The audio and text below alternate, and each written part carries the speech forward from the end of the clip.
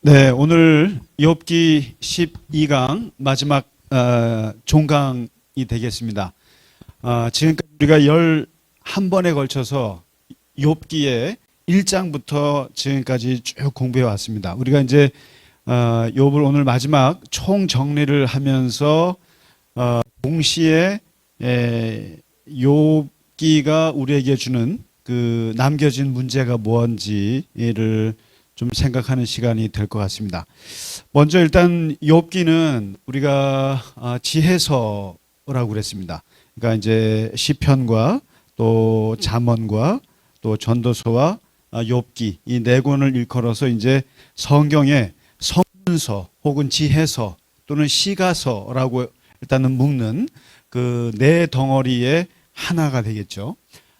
그런 면에서 이제 그 욥기가 주는 그 고통에 대한 주제인데, 이 욥기는 기본적으로 드라마 같이 연결이 되는 거죠. 그래서 처음에 말씀드렸을 겁니다. 프롤로그에서 1장에서 2장, 천상에서 일어났던 하나님과 사탄의 대화에서 일어났던 욥을 놓고 프롤로그가 있고, 그리고 욥이 그 하나님이 고난 준 거에 대해서 이겨내는 아주 전형적인 그 모습을 보여주고 있고요. 그 다음에 이제 다이얼로그라고 할 수 있겠죠. 이게 본론입니다. 그래서 이제 3장부터 무려 41장까지라고 말할 수 있을 겁니다. 그래서 여기서는 친구들과 엘리바스, 빌닷, 소발, 그래서 세 친구들과 한 8번에 걸쳐서 그러니까 3라운드죠. 한 사람씩 얘기 듣고 논박하고 또 한 사람씩 2회전 또 3라운드 이렇게 해서 한 8번 하고, 그리고 엘리후라고 하는 젊은 친구가 나타나서 또 이제 한마디 그 31절 1장부터 37장까지 긴 연설, 이렇게 해서 네 사람과 이 욥과의 논쟁이죠. 다이얼로그는 논쟁입니다. 그리고 이제 마지막 에필로그라고 할 수 있는데, 오늘은 할 것이 에필로그죠. 그러니까 후기죠. 후기. 다 끝났어요. 뭐냐면 특별히 마지막 세 친구하고 엘리후하고 하고 그다음에 하나님께서 등장하시지 않습니까?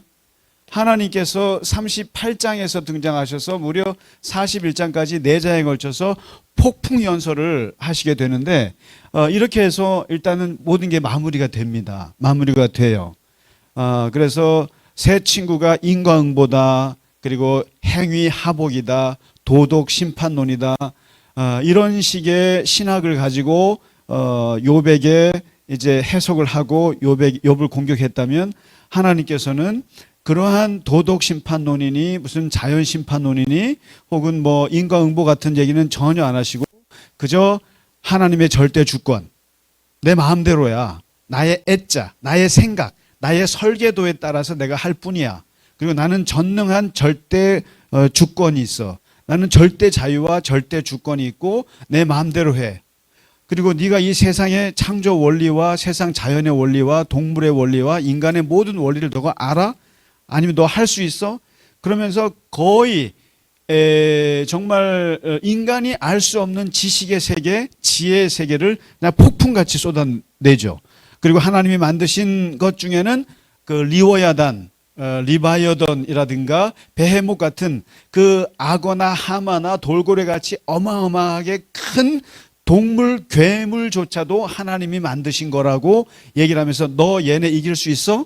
그렇게 얘기하면서 거의 욥을 박살을 내는 거죠. 박살을 내는 하나님의 연설이 있고 나서, 그리고 나서 오늘 우리가 이제 마지막 42장에서 두 번에 걸쳐서 하나님이 연설을 하셨을 때 욥이 어떻게 말하고, 이제 그 하나님까지 등장했어요.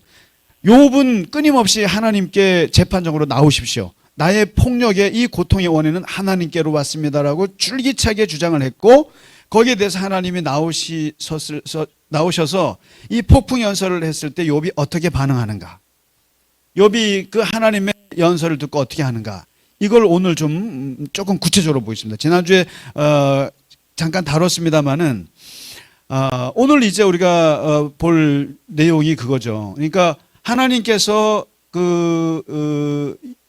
이제 욥에게 하셨던 그 연설에 그 어마어마한, 어떻게 보면은 사람 거의 기가 죽는 연설이죠.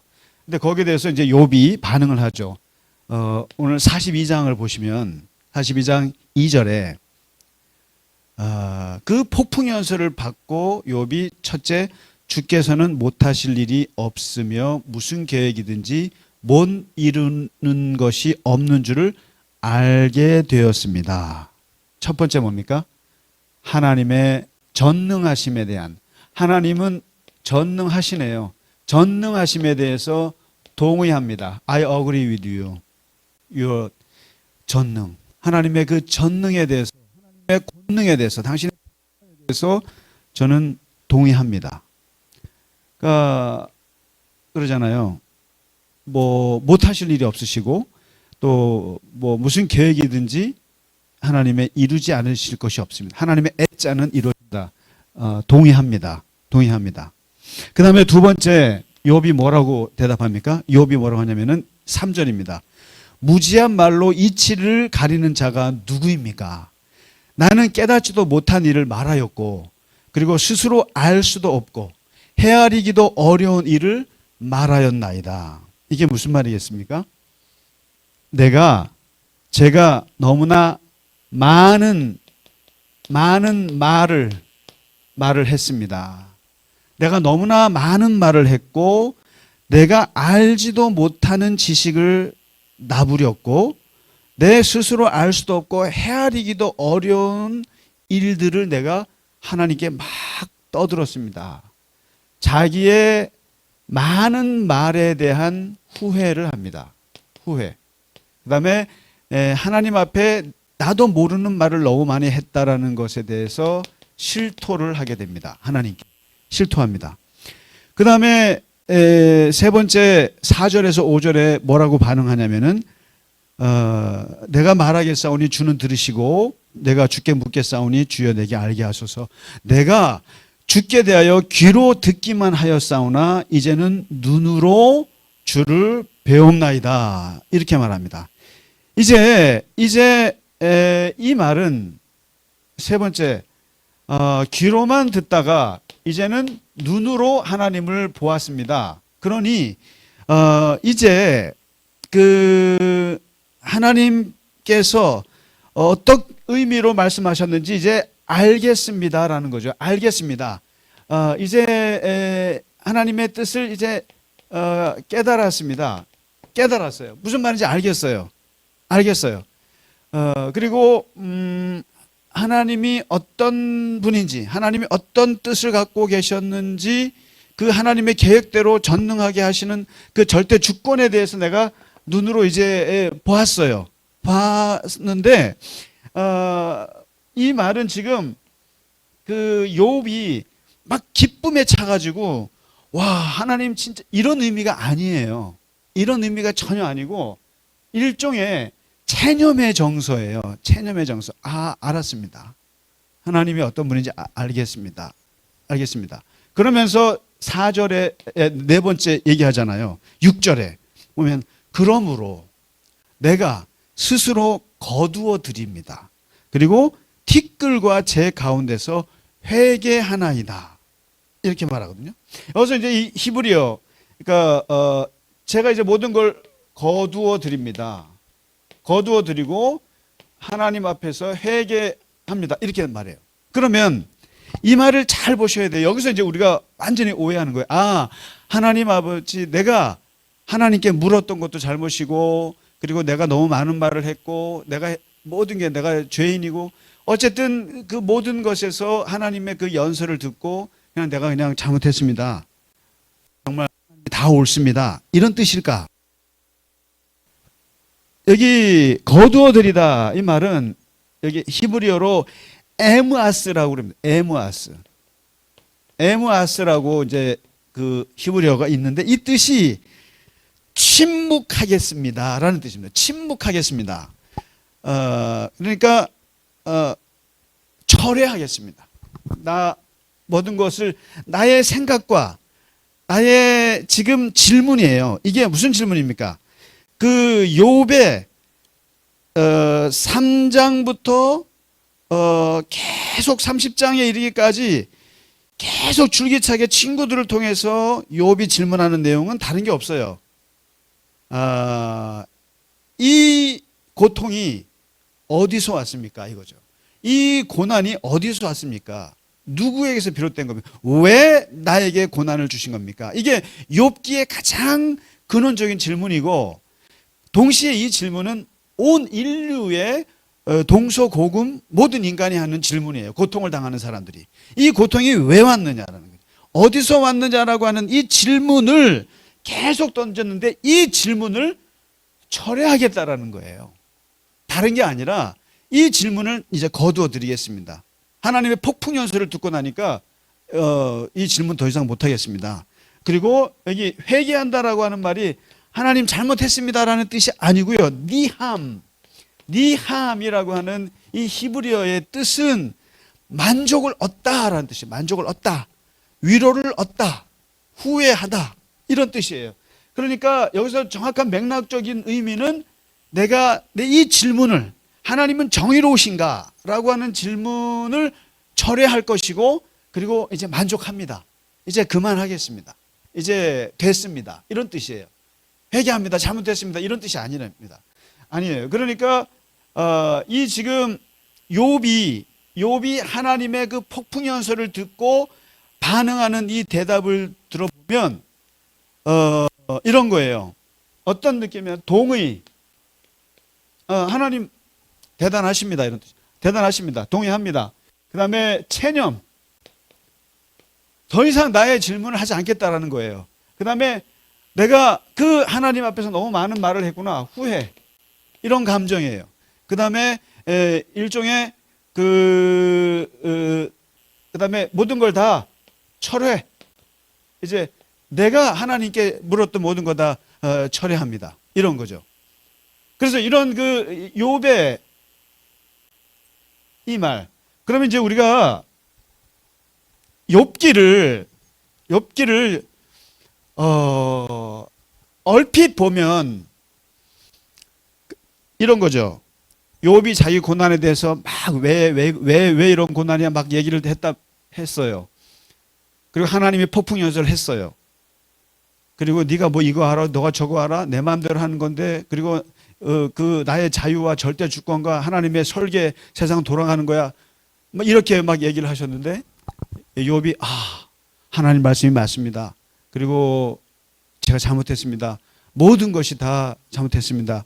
이런 뜻이 아니라 욥기에서 말하는 욥의 이 대답은 하나님의 엄청난 권능은 내가 알겠어요. 그리고 너무나 하나님은 정의보다, 미슈파트보다, ጼ데카보다 하나님의 애자가 중요하구나. 하나님의 생각, 하나님의 설계도,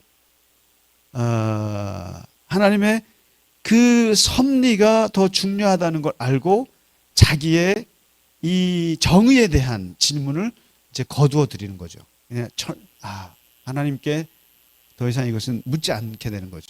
중단하기로 결정하는 거죠. 중단하기로.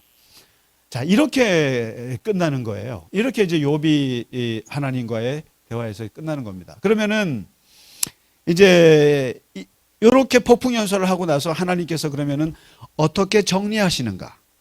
마지막 그 나레이터가, 욥기를 쓴 나레이터가 이제 그 뒷부분을 말하는데 이제 에필로그입니다.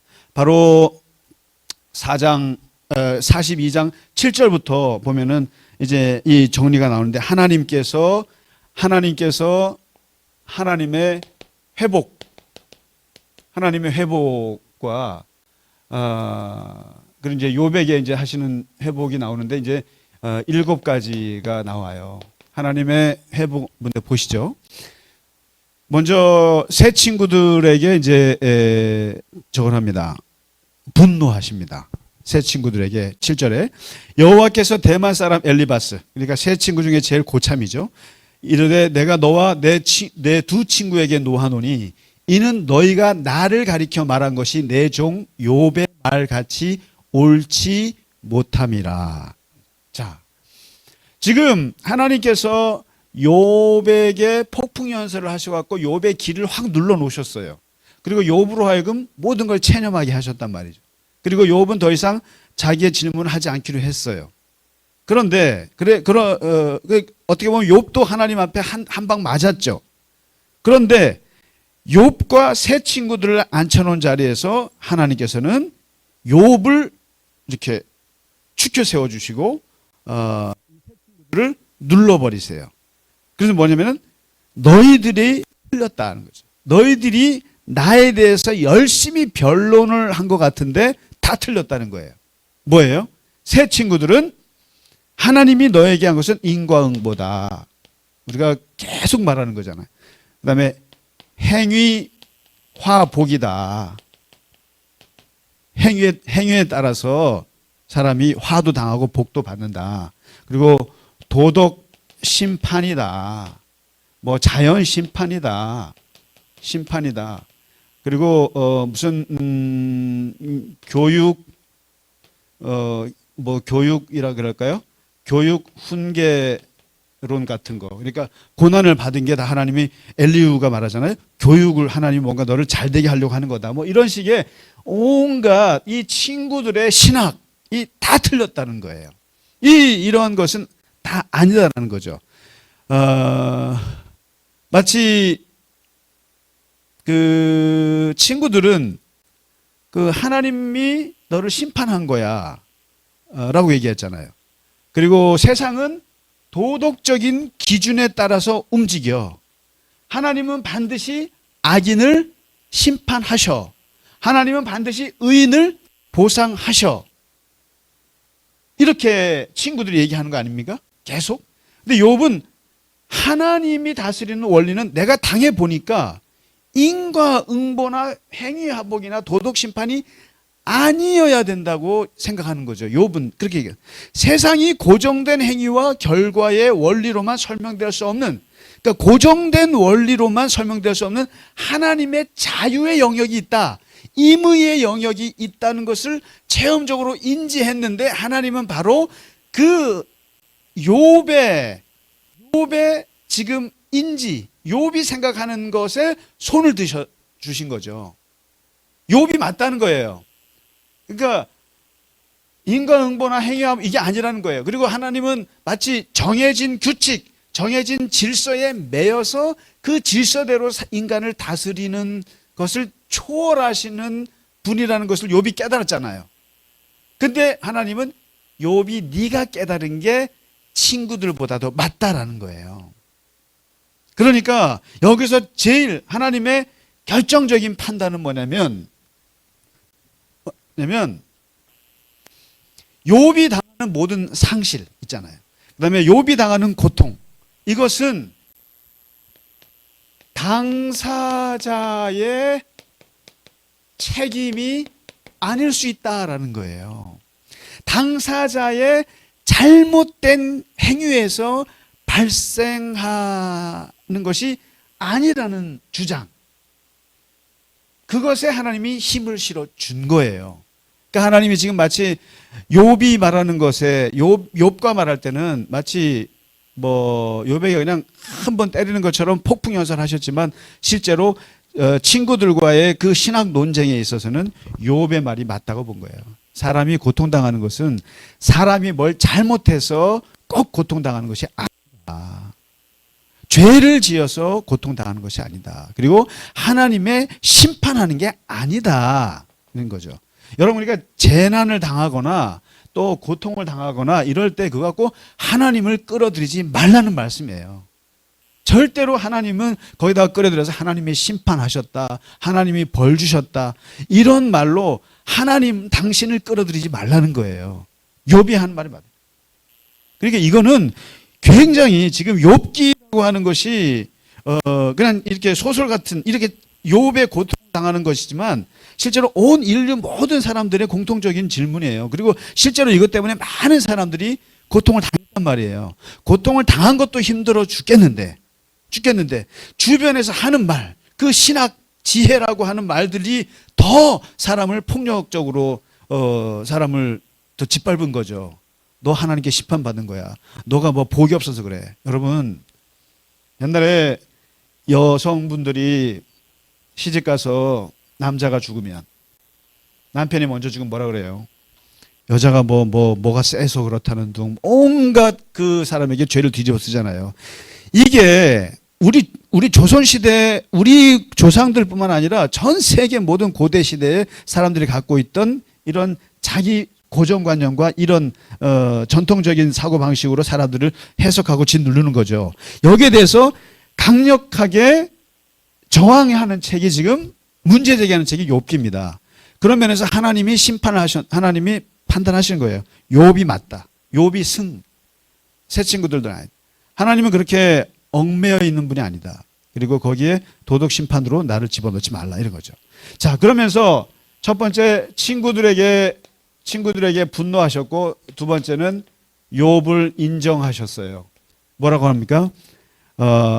숫소 7과 순양 7을 가지고 내 종에게 가서 내 종 욥에게 가서 번제를 드리라. 내 종 욥이 너를 위하여 기도할 것이다. 내 종.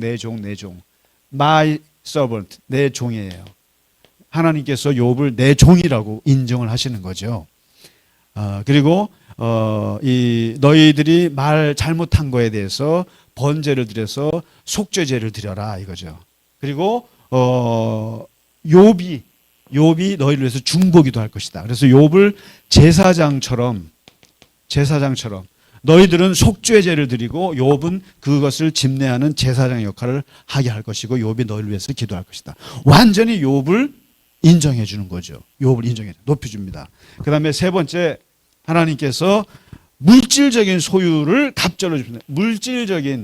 물질로 갚아주십니다. 일었었던 것에 양 14,000마리, 낙타 6,000마리, 소 1,000결이, 암나귀 1,000마리. 그래서 갑절로 물질을 회복합니다. 해보겠어요? 그 다음에 네 번째, 친척들이 찾아와서 그 아플 때, 고통스러울 때는 친척들도 다 떠나가고 다 무시하더니만 다시 돌아와서 모든 형제와 자매와 이전에 알던 이들이 다 와서 욥과 함께 음식을 먹고 그의 고통을 슬퍼하면서 위로하더라. 사회적 관계 회복이에요. 참 슬픈 일이에요. 사람이 아프고 돈 없고 힘 없고 그러면 다 떠나가는 거예요. 그러다가 다시 또 돈 있고 뭔가 권력이 있고 사람이 힘이 생기면 돌아오는 거예요. 뭐 이 사람들이 뭐 좋아서 돌아오겠어요? 다 회복이 되니까 오는 거죠. 참 어떻게 보면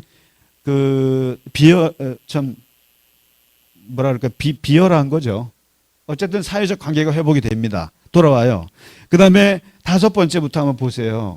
여기 보면은 자식 복을 주시는데 자식을 주시는데 아들 7에 딸 3. 옛날 자식 숫자와 똑같죠.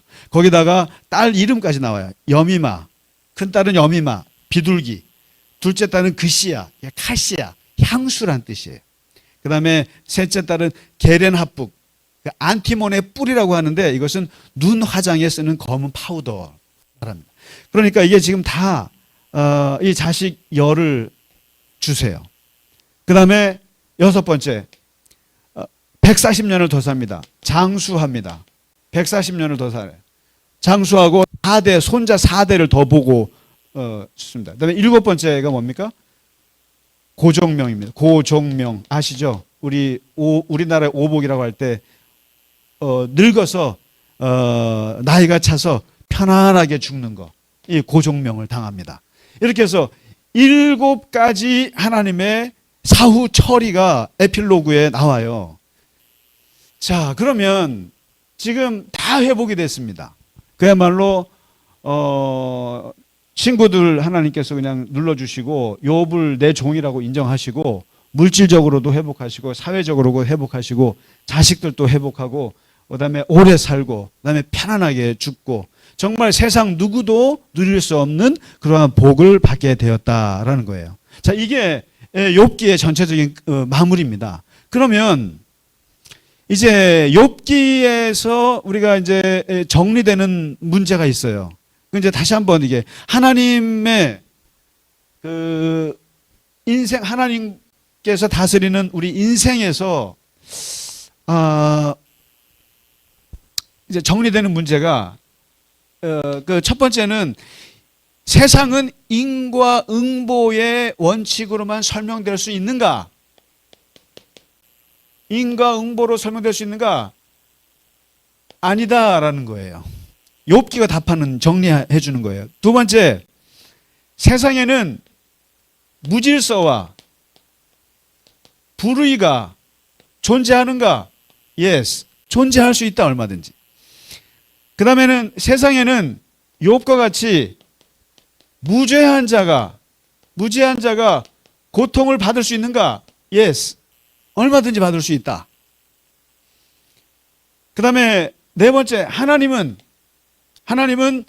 자유롭고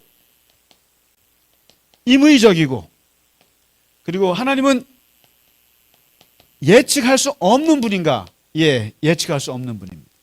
하나님은 우리의 생각과 우리의 정의와 우리의 자유 개념을 뛰어넘으시는 분이셔서 하나님의 섭리는 우리가 예측할 수 없는 분이다. 자, 이건 분명한 겁니다.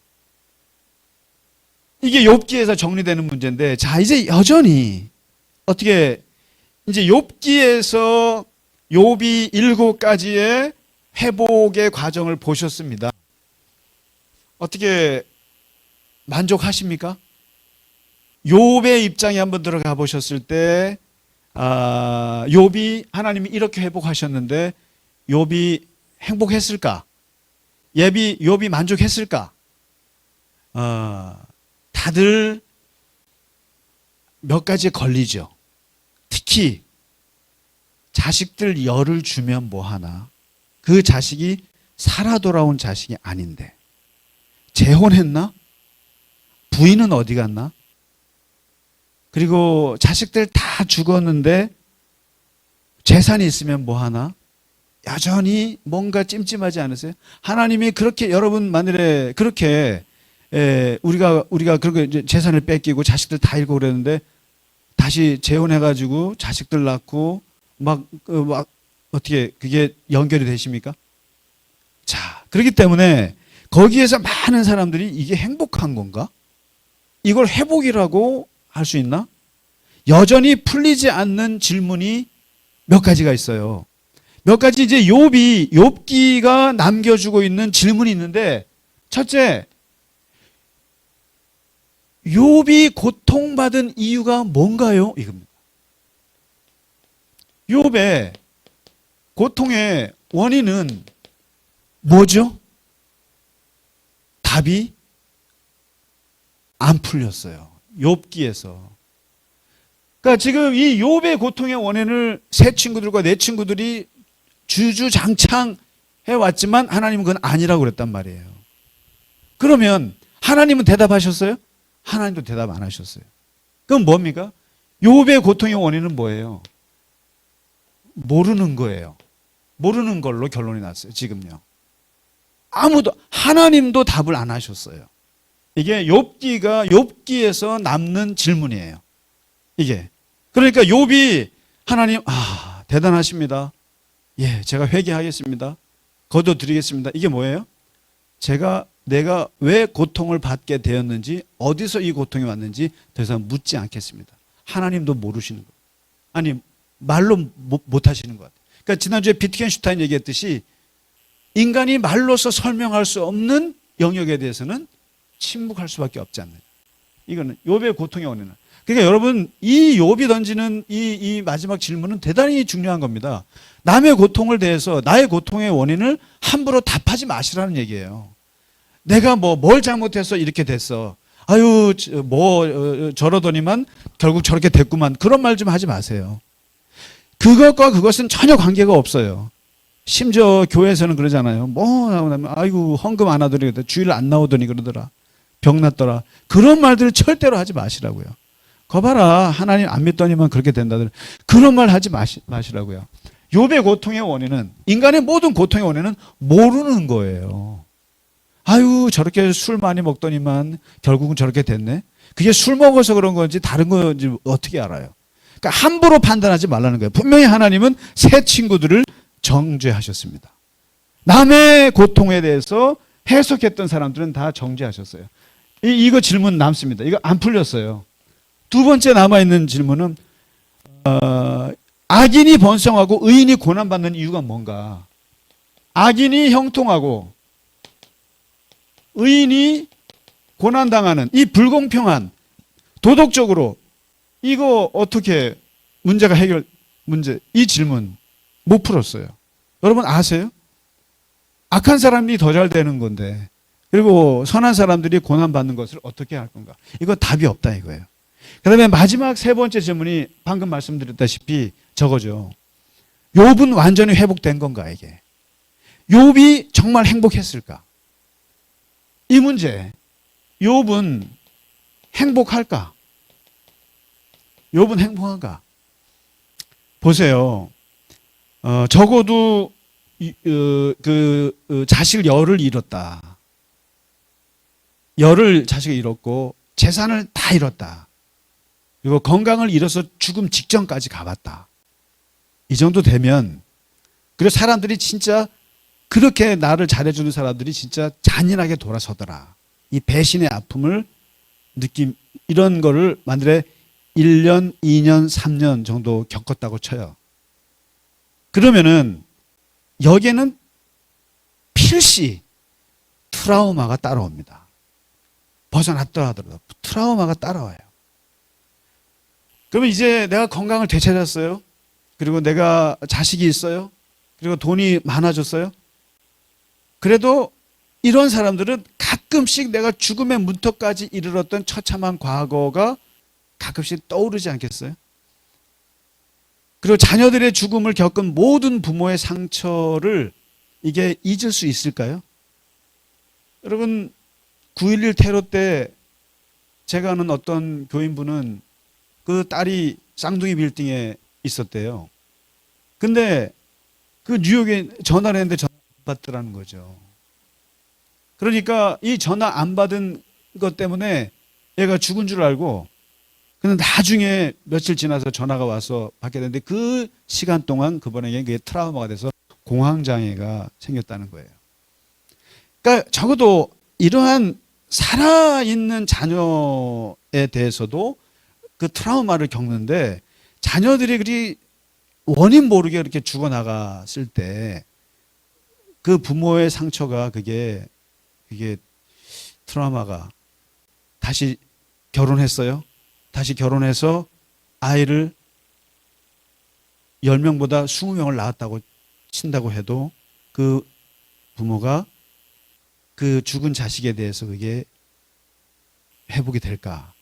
그리고 몸에 남아있는 그 질병의 흔적을 볼 때마다 그때가 안 떠오를까? 여러분, 저 같아도 잠깐 그렇게 트럭 몰고 배송할 때 그 힘들었던 그거 할 때 그때 생각해도 지금도 약간 이렇게 어떻게 그걸 했지라고 생각이 드는데, 또 군대 가서 엄청나게 고생했거나 아주 모진 고통을 받았던 사람들이 평생 그게 쉽게 사라지겠냐는 거죠.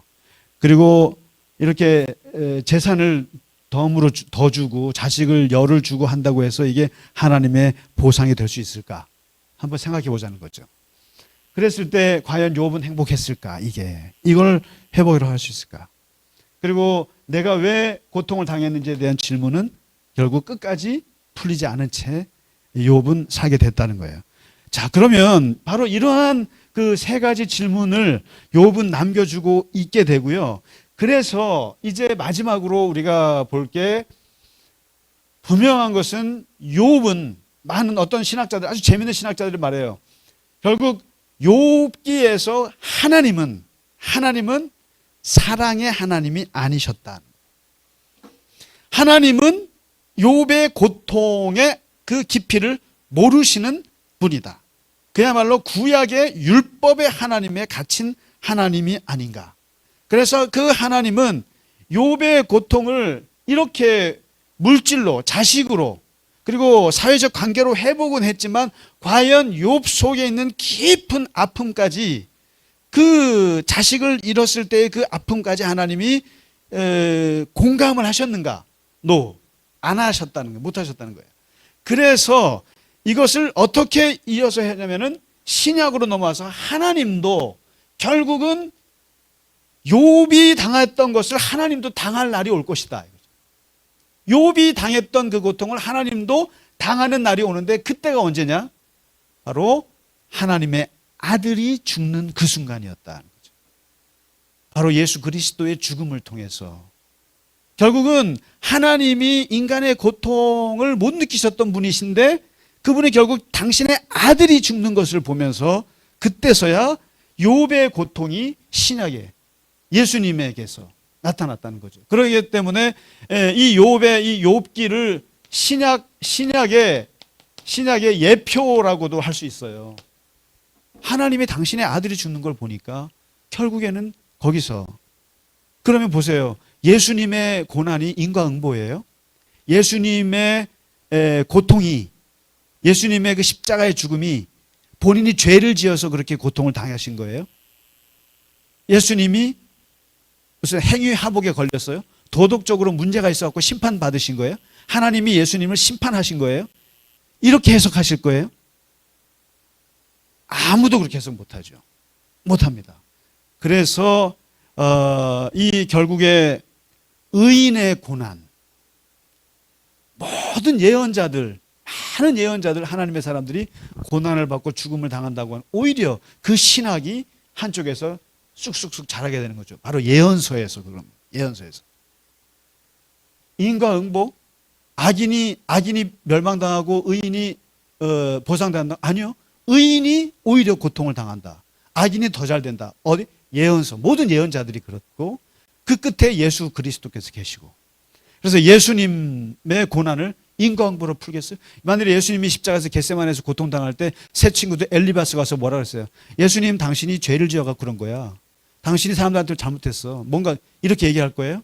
안 된다는 거죠. 바로 이 욥이 당했던 이 고난은 예수님을 예시하는 어떻게 보면 미리 예고해 주는 사건이었다고 볼 수 있다. 이렇게 볼 수 있습니다. 그래서 결국은 이 욥기는 결국은 그 2차 세계대전 때 아우슈비츠에서 죽어가는 어린아이를 보면서 그 외쳤던 사람들의 외침 속에 나옵니다. 하나님은 어디 계신가?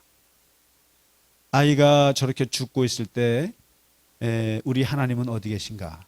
그때 그 엘리 위젤이라고 하는 그 생존자죠. 작가. 그분의 그 책에 보면은 하나님이 이 어린아이와 함께 죽어가신다. 이런 말을 했죠. 결국에 욥기에서는 하나님은 고통에서 멀리 떨어지신 분처럼 보입니다. 그러나 예수 그리스도 안에서 그 다음에 홀로코스트 그런 학살의 현장에서 하나님은 그 고통받는 자들과 함께 고통을 당하시는 하나님으로 이렇게까지 얘기를 하고 있습니다. 그래서 이 욥기는 우리에게 많은 숙제와 많은 궁금증과 또 많은 그런 질문들을 인간 고통에 대한 깊은 심오한 질문을 우리에게 던져준 책이다. 아주 위대한 책이라고 생각합니다. 이번에 12주 동안 이 욥기를 깊이 함께 공부할 수 있어서 너무 감사했고요. 저 자신도 이번에 좀 꼼꼼하게 볼 수 있어서 욥기를 다시 볼 수 있어서 너무 좋은 시간이었습니다. 고생 많으셨고요. 이제 다음번에는 이제 청소년의 책이 지혜가 이라면 이제 중년의 책이 오늘 욥기였고요. 이제 노년의 마지막 노년의 인생을 되돌아보면서 쓴 책 바로 전도서입니다. 정말 어떻게 보면 이것도 굉장히 수준 높은 책인데 이 전도서를 우리가 12월 한 달 동안 좀 쉬시고 또 연말 연시 잘 보내시고 1월 3일 2024년 1월이 시작할 때 전도서 공부를 시작하도록 하겠습니다. 네, 함께 하시느라고 정말 고생 많으셨습니다. 감사합니다.